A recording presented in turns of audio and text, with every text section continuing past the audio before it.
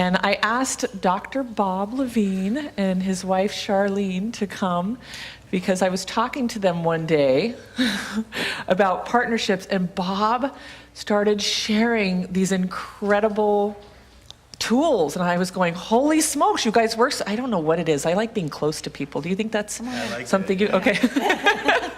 I certainly like that. So first off, I'd love them to hear a little bit about you. I know you're a presenter tomorrow. He just worked on my back for 5 minutes, and it feels so much better, thank you. But tell them a little bit about what you're up to. Well, I'm Dr. Bob Levine, and Charlene and I have a company called Community Wellness Resources, and we also do a DBA as Corporate Wellness Resources. And our mission in life is really to resolve the chronic pain problem worldwide, and that's really what we're up to. And to do that, you need to do a lot of things that go along with resolving chronic pain. As many of you know who are in the audience, it's not just about chronic pain. There's always many components to it. But so that's really our mission in life. That's what gets us really geeked up and excited in life, among other things. Charlene also does some other cool stuff she'll tell you about. Go ahead. Okay. Well, there are two sides to the business. There's the community side, which entails and which we're launching. We moved here from Michigan a few years ago, so we're relaunching our business, and we're opening a practice so that we can work with people one-to-one. And so there's that aspect. Then there's the educational aspect, and we have these amazing group programs for stress and pain-free living. And when we were in Michigan, Bob took them to the corporations, and I took them to the community. So we had a large home. We ran seminars out of our home. We did seminars in the community, and he did them at Chrysler and Dow Chemical, and even for a while he had Blue Cross Blue Shield covering the programs for patients, because our system is clinically proven. Well, clinically it's research proven to work, because Bob collected all the data, and he has all that amazing data if you want to talk to him about that. I might just say a word about that. Okay, so there's two sides to the business, two very distinct sides to the business. So there are days when we feel like, okay, what are we focusing on? Exactly what's going on today? What direction are we going? So. And you have kids. Oh yeah, we have 3 boys. Mm-hmm. We have an almost 16-year-old, one who just turned 12 yesterday, and we have a 13-year-old. There's a few of you who have met our boys. Who here has met our boys? They came to CEOs. Amazing. Look at that, wow. Yeah, they love you guys too. They got so much out of being at CEO Space Teen Forum last time. It was really beautiful. So share a couple of key elements that make your partnership successful. Things that you do, and I'd love to hear from each of you, that you feel makes it successful. I make sure that she's happy. I mean, I know immediately when she's not happy because I'm not happy. So I check it with myself, and it's like, okay, I'm not happy now. What's going on? And I make sure I find out what's going on with Charlene. And then, seriously, it's my job. It's every man's job. We do a lot of relationship coaching too. We specialize in communication and relationships, and what we tell all men is that you've got to have a happy partner. You have to. If you don't, then life is not going to be great. And also, all of you women know how powerful you are and how you support the men who you come in contact with. And so men have to know that and allow for that. And that's always been something that I keep working on all the time, because I can do everything by myself. I can do it better than anybody, blah, blah. I'm talking about I've been giving up that Lone Ranger thing for a long time. And to allow Charlene to support me and source me is just the best thing in the world. So. Oh, yes! Thank you. Appreciate you. I appreciate you guys. Thank you. Well, I think one of the things Bob has really noticed in communication, and we've been through a lot of personal growth and development, Bob and I, a lot. And we've trained with Adam. And yes, yes. Adam Margo. Awesome. And And we have a relationship now where we can say, oh, you're being that way again, or you're acting that way again, or what's up today, because you're not really open to this conversation. And we can kind of call each other on those things that we see, those automatic patterns that we get into. We can call each other on that, and the other person will immediately shift. There's not a lot of defending that goes on. So another one that really occurs to me is neutral listening. But there's still those times when Bob goes into the male thing, right? And when he says, the first time you talk to a man about something, if you're his wife, the answer's no. Have you ever noticed that, ladies? The answer's no. But if and when you're younger, you get really angry and upset and stuff like that. But after you realize that that's just the way they are, and then you just, okay, well, I can present the idea. It's like marketing. You present the idea again. This is key. This is key. And here's the only reason why they say no, is because they don't know how to get there yet. They don't know what the pathway is, and it's, they're logical thinkers, so if they can't figure it out, the answer's no. Not because they don't want to provide it for you, because they just don't know how to get there yet. So that's why, you present it again, and you present it again, and soon, after a few nights sleep or, a few days, like the pathway starts, they think about it, their subconscious mind works on it, and suddenly they're coming to you with the same idea. Well, yeah. When That deserves a round of applause. well, we learned a long time ago that, and we coach people on this in relationships, and the men are, if the man says no, the woman has to know that it's no for now. It's not no forever. And you want to expect that. You could expect that. It's just something that may happen. And the men, you want to know that when you say no, you might want to just say no for now instead of just no. I'm still learning that myself. No, yeah. But it's no for now. And then the men's minds, women, you want to know the men's minds are percolating on that request. And so a solution happens in the man's mind, and then the man will come to the woman and say, oh, well, okay, how about if we do it this way? I've got a plan, I've got an idea that can work.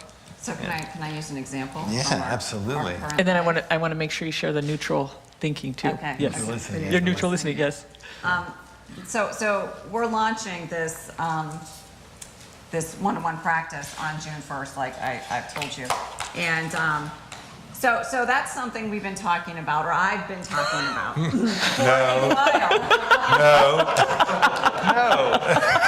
No. Jeez, no. But you could take some one-on-one clients. But Yes. Yes. it would expose us. It would let people in Florida know we're here. Yeah, it didn't matter what she said. It was just, I can't see it. No. She just. We're not going to get one-on-one clients by sitting in this house.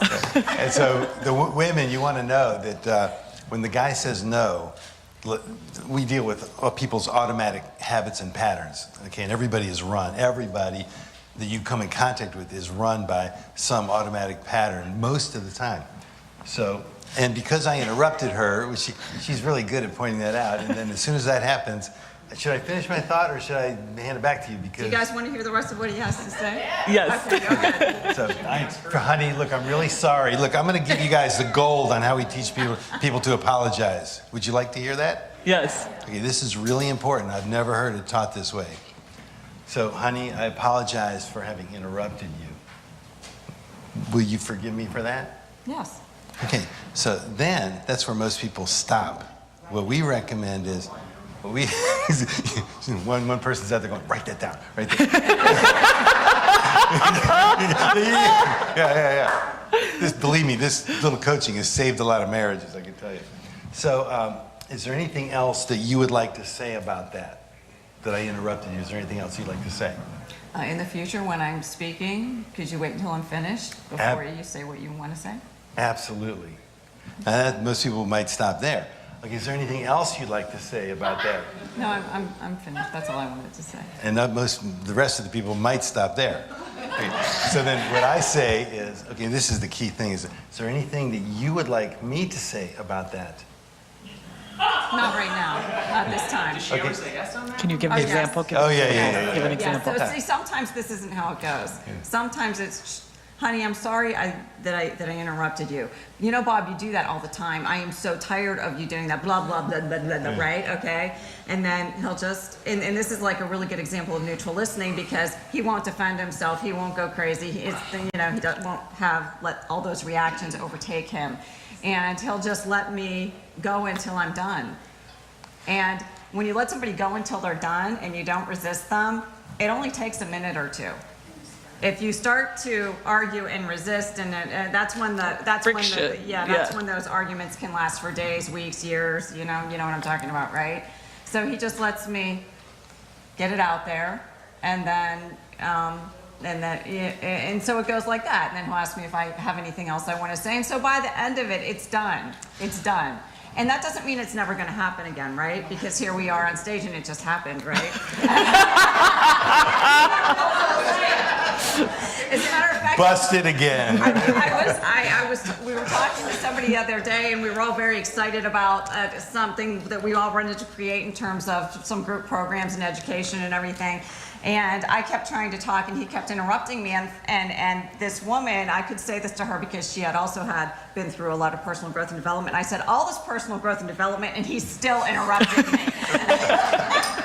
Yeah, repetitively busted. Right, So the reason, is it okay, by the way, is it okay if I jump in Yes, here? go ahead, jump in. Are you sure? Yes. Okay, fantastic. Thank you, I appreciate that. Wait, I'm going to jump in. Is it okay if I jump in real quick? Yeah, go ahead, yeah. Now, I know this is a relationship, but these principles, can you see how you can use these with your business and your family and your contractors? So even though they're in a marriage, this is still a partnership, and they're all throughout our everyday life. Yeah, we've trained thousands of people in communication, and one of the key things, you have to know how to interrupt someone. It's really important. But, yeah.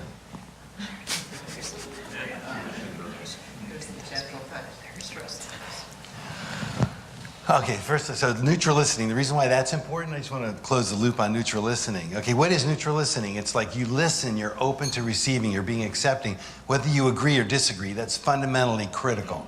Because most of the time people are saying things to you that you may not agree with. And so what do? We go, oh gosh, that's resistance. Resistance causes what? Friction. And persistence. Resistance causes what? Persistence. Right. One more time. Resistance causes what? Persistence. Yeah, you can count on it. Anything you've been resisting in life, it's there, it's going to stay there.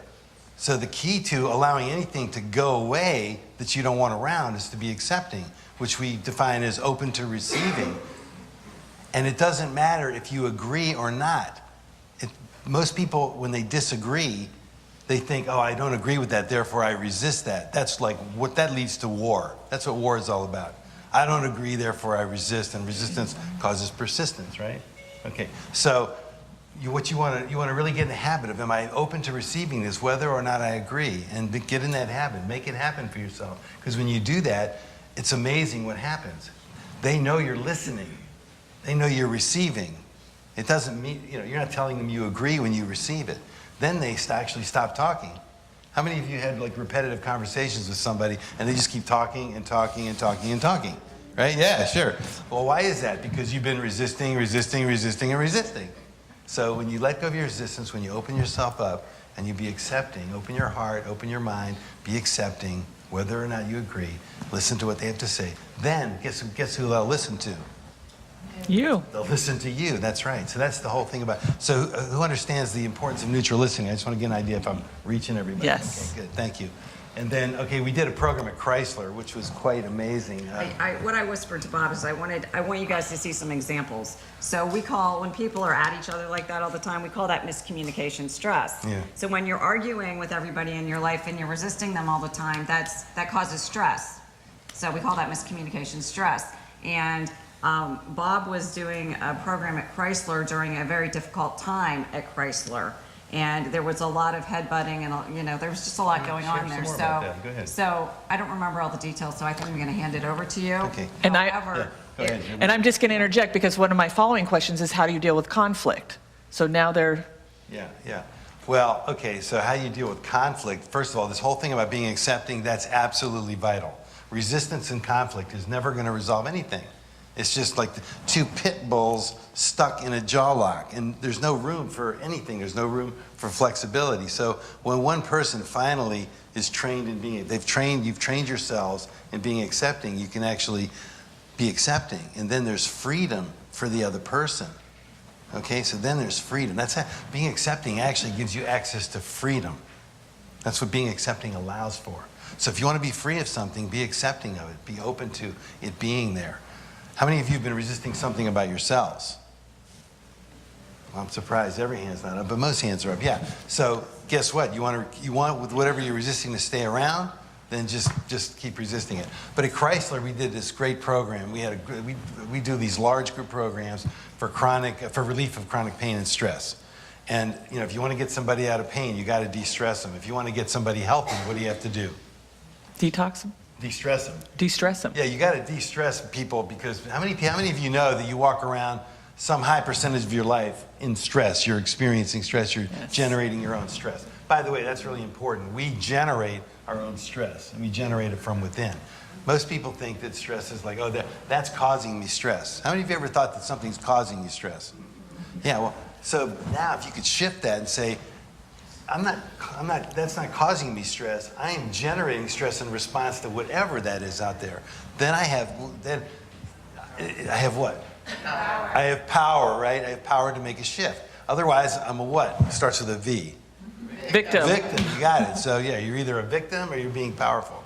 So anyway, at Chrysler, we did this program with 100 people in the room. We didn't touch anybody, and we taught them how to de-stress. We taught them what they needed to know, the tools they needed to get themselves out of pain, which is really phenomenal to not touch somebody, and teach them what they need to know to get out of pain, because they become their own healers. And that's what all of us want who work with people. Get to the communication. Yeah. We only have a few minutes left. Okay, thank you. She's guiding me. She's my guide. So, so two things. I'm going to tell two little quickie thingies, okay? One is we had a person, and everybody in there had chronic pain for sure. And at the end of the program, 55% of the people had eliminated all their chronic pain. And it was a 12-session program over a bunch of time. Remember, you heard from Bert how long it takes to change a habit, right? How many days was that? 21 days, and also to create an addiction of health and happiness. What does it take? 6 months, right? Was it 6 months? Yeah, 6 months. 6 months, yeah. So, so 55% of the people, nobody's ever seen a result like that ever. That in a group program, 55% of people eliminated their chronic back pain. And we tested 8 months later with surveys, and we tested 16 months later, and the results held. The people got out of pain, stayed out of pain. That's what we want. We want people to become their own healers, right? So this woman came in with to the program with restless leg syndrome. Anybody know what that is? Yeah, it's like the legs go like this, right? So we provide people with guided meditation tracks to listen to. It's part of helping people harness the power of their mind, right? So we get the first, at that time we were doing like CDs. Okay, sorry, it was a while ago. So we gave everybody in the program a CD, and she went home and listened to it, and she came back to the next. We always take feedback, like how was it for you? How was it for you? What happened? What worked? What didn't work? As Adam said, what worked and what didn't work, and what could be done differently. So she came back in. She was really angry. So she's like this. So I said, yeah, please give us feedback. She says, I have restless leg syndrome, and I started listening to your guided meditation audio track, and my legs started flopping all around. I'm really angry about that, and I stopped listening to your track. So what do you think I said to myself? This is great. The reason why it's great is because the legs a change occurred. Anytime you can get a change like that, that's like the fastest change you can get. So I said, wow, that's really great. I went, no, not really great. That's really, it's really exciting to me, and I'll tell you why. Okay, so it was exciting to me because, I said, look, when you start to relax and let go, which is what the track is designed to help you do, right? Among other things that it's designed to do. You know, your legs, you let go of the control you were trying to exert over your legs, using all that energy, burning all that energy to try and keep your legs under control. I said, here's what I recommend you try. Go out there and listen, you know, go home and listen every night before you go to bed to this track. And if your legs happen to start flopping around, because I never say your legs will, I say if your legs happen to start moving again, just let them go. Let them be. Just be with it. Be okay with it. Be accepting, because we taught the whole being accepting module in the first session, because you got to get that right away. And so will you do that and just see what happens? Because you know, your legs can't flop all night long. It's not going to happen. They'll stop. They will. So, and I told her that they will, because I wanted her legs to stop. So it's, if by some small chance they happen to start moving, if they do, they will. You hear my language on this? It's all about speaking the future, you know, what's going to happen. They will stop, because your body doesn't have the energy to produce that. So she came back the next week, and she raised her hand, and she was smiling, you know, which I said, wow, thankful, thank God, thank you. So she says, I said, well, what happened? She said, well, I listened to your CD the first night, and my legs started flopping around again. I let them go, and they stopped flopping, and I no longer have restless leg syndrome. Bravo. See, yeah. That's resistance causing persistence. So now when we teach neutral listening, when we taught neutral listening at Chrysler, you know, neutral listening is you don't add fuel to the fire. Like, man, did you see what that person did? They did such a naughty thing. Oh yeah, I saw that. That was incredible. That's adding fuel to the fire, right? So you don't want to do that. And then, you know, did you see that person who did that? Oh, you know, they didn't do anything that wrong. I mean, it was okay what they did. Why do you say it's, you know, is that resisting? Mm-hmm. Yeah. So in one case you're throwing fuel on the fire, in one case you're resisting. So both of those situations are not neutral listening. Neutral listening is you're just being there, listening, and letting the person know that you're receiving. And then, so we taught that to those people, and they came back. Every time we had a session because it was a 12-session program. Yeah, every session somebody's talking about, hey, I can be around my coworkers now. It's so easy because I listen to what they have to say.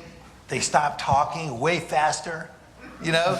I mean, how would that be if people who were talking to you all the time and you stopped resisting them and they stopped talking really quickly? You know? It'd be great, yeah? So, so... Yeah. Can I add something? Yeah, go ahead. And then we're going to close it up after this. 80%, I believe it was 80% of the people in that program reported that stress was no longer a factor in their life. So we call that stress elimination, when stress is no longer a factor in your life. Right.